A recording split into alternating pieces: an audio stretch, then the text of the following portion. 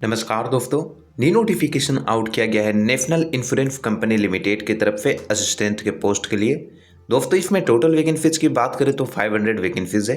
इस वीडियो में हम जानेंगे कि असिस्टेंट के पोस्ट के लिए क्या एज लिमिट होने चाहिए, कौन से कैटेगरी के कैंडिडेट्स को कितना एज में रिलैक्सेशन दिया जाएगा, क्वालिफिकेशन क्या होनी चाहिए, कौन से कैटेगरी के कैंडिडेट्स को कितना एप्लीकेशन फी पे करना होगा, सिलेक्शन किस तरह से ले सकते हैं, एग्ज़ाम का पैटर्न क्या होगा, सिलेबस क्या होगा, सैलरी कितना दिया जाएगा और भी एटसेट्रा चीज़ों को डिस्कस करेंगे। और दोस्तों अगर आप इस चैनल पर पहली बार विजिट किए हैं तो इस चैनल को सब्सक्राइब करके बेल आइकन को प्रेस कर दे जॉब से संबंधित नोटिफिकेशन का अपडेट सबसे पहले पाने के लिए, और इस वीडियो को अपने दोस्तों को भी शेयर कर दे ताकि इस रिक्रूटमेंट के बारे में आपके दोस्तों को भी डिटेल में पता चल सके। तो चलिए डिस्कशन स्टार्ट करते हैं। इंट्रोडक्शन। देखिए दोस्तों, नेशनल इंश्योरेंस कंपनी लिमिटेड एक इंडिया का oldest and leading public sector general insurance company है जो कि इंडिया के all eligible and interested candidates को ओपन मार्केट से क्लास 3 के कैडर में असिस्टेंट के पोस्ट के लिए ऑनलाइन एप्लीकेशन इनवाइट करता है। Important dates. Online application 24 October 2024 से 11 नवंबर 2024 के बीच में अप्लाई कर सकते हैं। एप्लीकेशन फी का लास्ट पेमेंट 11 नवंबर 2024 तक कर सकते हैं। फेज 1 का ऑनलाइन एग्जामिनेशन 30 नवंबर 2024 को कंडक्ट करवाया जाएगा। फेज 2 का ऑनलाइन एग्जामिनेशन 28 दिसंबर 2024 को कंडक्ट करवाया जाएगा। Total number of vacancies state and union territory wise. Andhra Pradesh में टोटल 21 वैकेंसीज है। 21 वैकेंसीज में से एससी के लिए एक भी वैकेंसी नहीं है, एसटी के लिए 2 वैकेंसीज है, ओबीसी एप्लीकेंट्स के लिए 7 वैकेंसीज है, ईडब्ल्यूएफ के लिए 2 वैकेंसीज है और अनरिजर्व के लिए 10 वैकेंसीज है। दोस्तों आप देख पा रहे हैं कि एससी एप्लीकेंट्स के लिए आंध्र प्रदेश में एक भी वैकेंसीज नहीं है। यहाँ पर एक क्वेश्चन रेज होता है, क्या एससी कैटेगरी के कैंडिडेट्स आंध्र प्रदेश में वैकेंसी को अप्लाई नहीं कर सकते हैं? दोस्तों देखिए, अप्लाई कर सकते हैं प्रोवाइडेड अनरिजर्व से अप्लाई करना होगा और अनरिजर्व के कटअप को क्लियर करना होगा आंध्र प्रदेश में सिलेक्शन लेने के लिए। दोस्तों आंध्र प्रदेश से अगर आप अप्लाई करते हैं तो तेलुगु लैंग्वेज आपको आने चाहिए। अरुणाचल प्रदेश में टोटल 1 वैकेंसी है। अगर अरुणाचल प्रदेश से अप्लाई करते हैं तो इंग्लिश लैंग्वेज आने चाहिए। असम में टोटल 22 वैकेंसीज है। असम से अगर आप अप्लाई करते हैं तो असमी लैंग्वेज आपको आने चाहिए। बिहार में टोटल 10 वैकेंसीज है।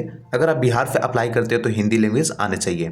सिमिलरली दोस्तों, जिस भी स्टेट या यूटी से आप बिलोंग करते हैं, कैटेगरी वाइज वैकेंसीज को देख लीजिए कि कौन से कैटेगरी के कैंडिडेट्स के लिए कितने वैकेंसीज है, और जिस भी स्टेट या यूटी से आप बिलोंग करते हैं आपको ऑफिशियल लैंग्वेज भी आने चाहिए जो मेंशन किया गया है। Right. Age limit and age relaxation.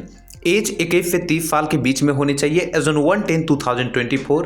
Date of birth 2/1994 से लेकर के 1/10/2003 के बीच में होने चाहिए। एज रिलैक्सेशन दिया जाएगा as per the rules. SC ST category के कैंडिडेट्स को 5 ईयर तक का एज में रिलैक्सेशन दिया जाएगा। ओबीसी एनपीएल को 3 ईयर तक का एज में रिलैक्सेशन दिया जाएगा। The rights of person with disability act 2016 के अंतर्गत पर्सन विथ बेंचमार्क डिसेबिलिटी के कैंडिडेट्स को 10 ईयर तक का एज में रिलैक्सेशन दिया जाएगा।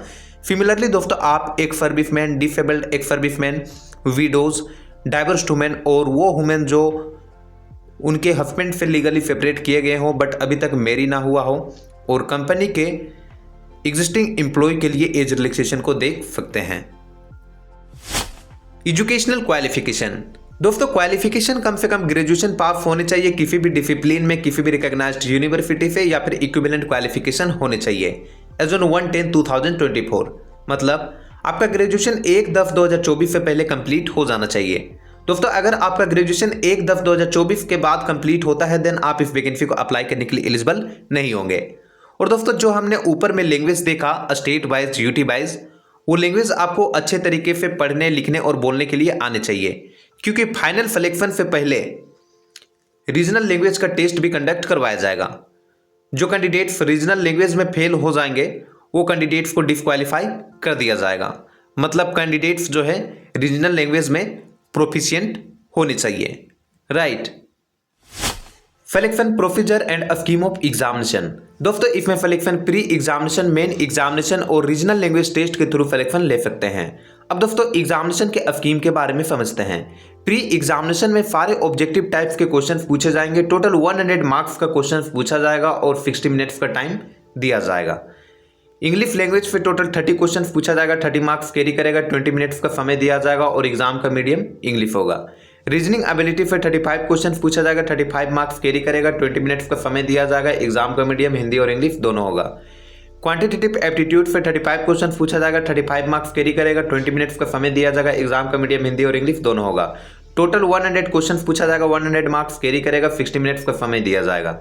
नेक्स्ट, मेन एग्जामिनेशन में सारे ऑब्जेक्टिव टाइप्स के क्वेश्चन पूछे जाएंगे, 200 मार्क्स कैरी करेगा और 120 मिनट्स का समय दिया जाएगा। रीजनिंग से 40 क्वेश्चन पूछा जाएगा, 40 मार्क्स कैरी करेगा। एग्जाम का मीडियम हिंदी और इंग्लिश दोनों होगा, 30 मिनट्स का समय दिया जाएगा। इंग्लिश लैंग्वेज से 40 क्वेश्चन पूछा जाएगा, 40 मार्क्स कैरी करेगा। एग्जाम का मीडियम इंग्लिश होगा और 30 मिनट्स का समय दिया जाएगा।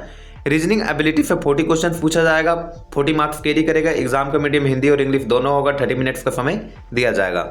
जनरल अवेयरनेस से 40 क्वेश्चन पूछा जाएगा, 40 मार्क्स कैरी करेगा। एग्जाम का मीडियम हिंदी और इंग्लिश दोनों होगा, 15 मिनट्स का टाइम दिया जाएगा। कंप्यूटर नॉलेज से 40 क्वेश्चन पूछा जाएगा, 40 मार्क्स कैरी करेगा। एग्जाम का मीडियम हिंदी और इंग्लिश दोनों होगा और 15 मिनट्स का टाइम दिया जाएगा।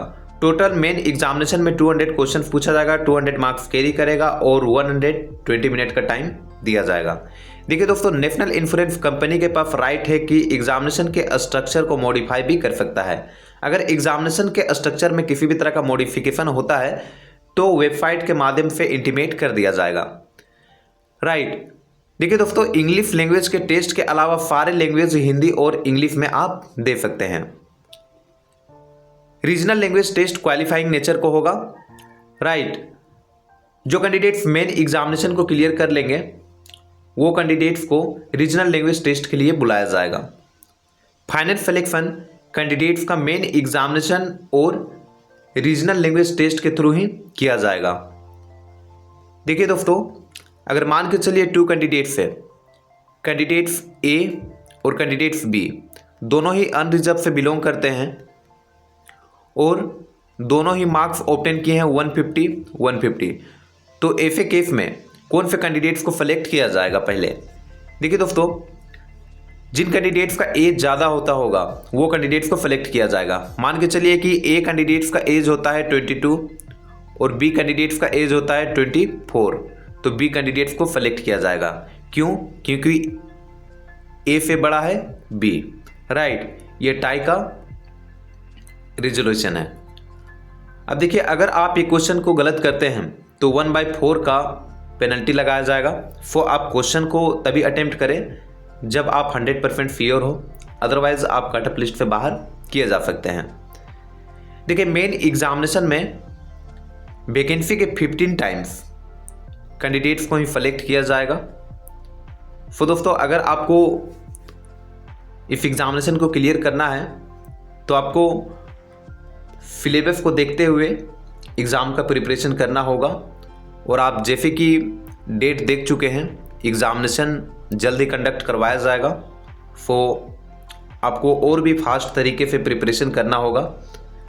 अब देखिए, एग्ज़ामिनेशन के दौरान आपको एडमिट कार्ड लेके जाना है। फ़ोटो आइडेंटिटी प्रूफ के तौर पे आपको Aadhaar card, PAN card, password, driving licence, voter ID card, bank का पासबुक फोटोग्राफ के साथ, राइट, इनमें से एक आपको आईडी लेके जाना है। और एप्लीकेशन को अप्लाई करते समय जो आप फ़ोटो देंगे उस फोटो का 2 पासपोर्ट साइज फोटोग्राफ आपको लेके जाना है।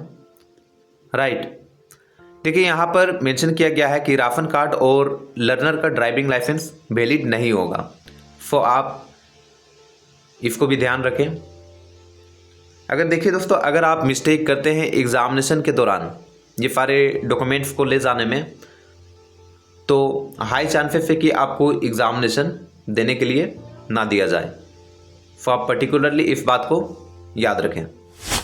डॉक्यूमेंट वेरिफिकेशन, दोस्तों document verification regional language test के दौरान ही कंडक्ट करवाया जाएगा। देखिए दोस्तों, आपको ये सारे डॉक्यूमेंट्स लेके जाने हैं। आपको रीजनल लैंग्वेज टेस्ट का एडमिट कार्ड लेके जाना है, ठीक है। फिर रजिस्ट्रेशन का स्लिप लेके जाना है। फिर डेट ऑफ बर्थ के प्रूफ के तौर पे आपको 10th का सर्टिफिकेट लेके जाना है। फिर आपको आइडेंटिटी वेरिफिकेशन के लिए आपको एक आईडी प्रूफ लेके जाना है, जैसे कि Aadhaar card, PAN card, driving licence, इनमें से एक आईडी कार्ड आपको लेके जाना है जिसमें फोटो हो।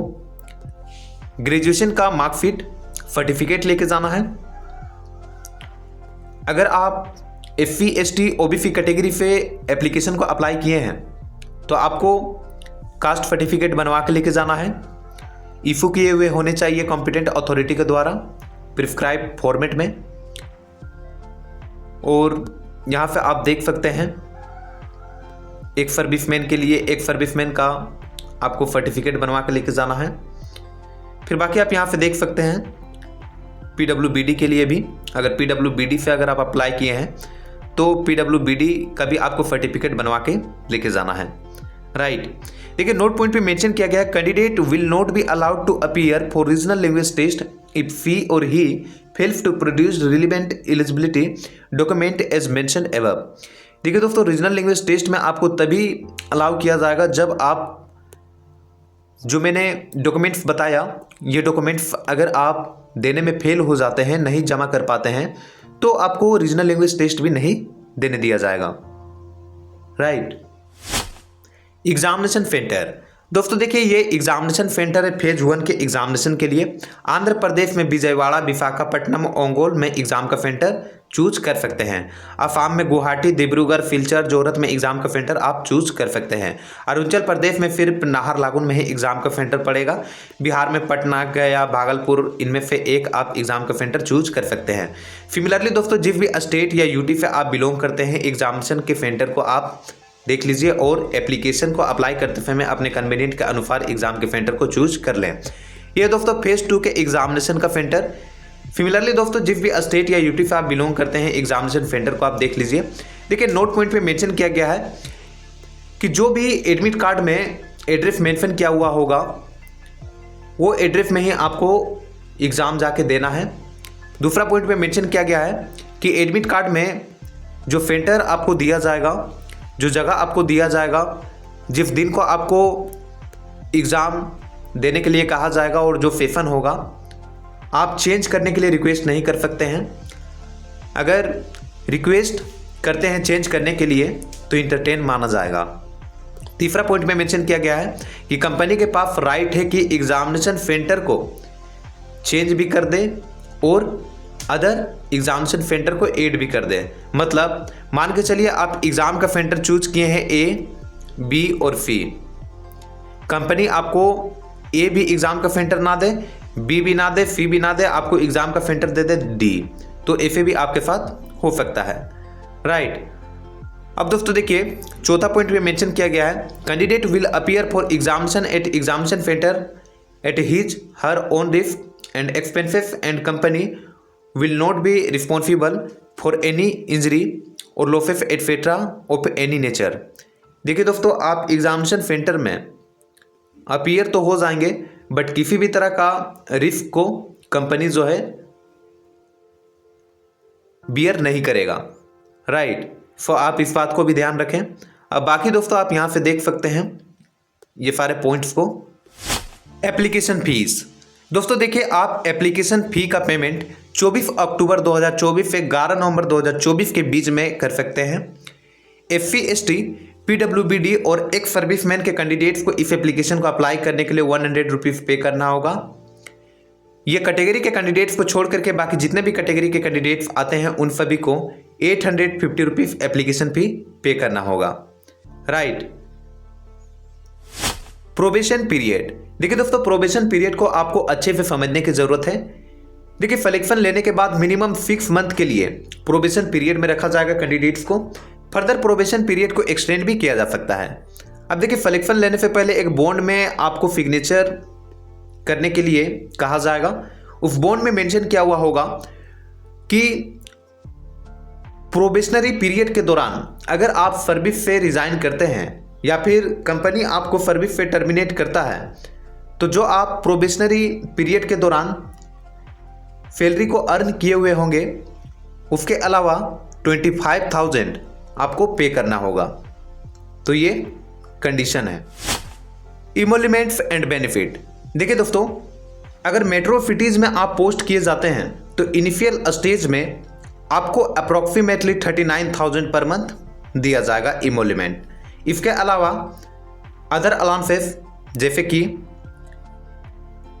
Domicile medical benefits, membership of group, mediclaim policy for reimbursement of hospitalisation expenses, leave travel subsidy और अदर स्टाफ वेलफेयर स्कीम जो है कंपनी के रूल के अनुसार भी प्रोवाइड किया जाएगा।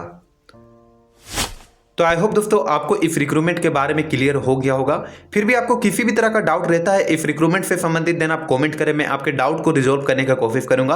और दोस्तों अगर आप इस चैनल पर पहली बार विजिट किए हैं तो इस चैनल को सब्सक्राइब करके बेल आइकन को प्रेस कर दे जॉब से संबंधित नोटिफिकेशन का अपडेट सबसे पहले पाने के लिए।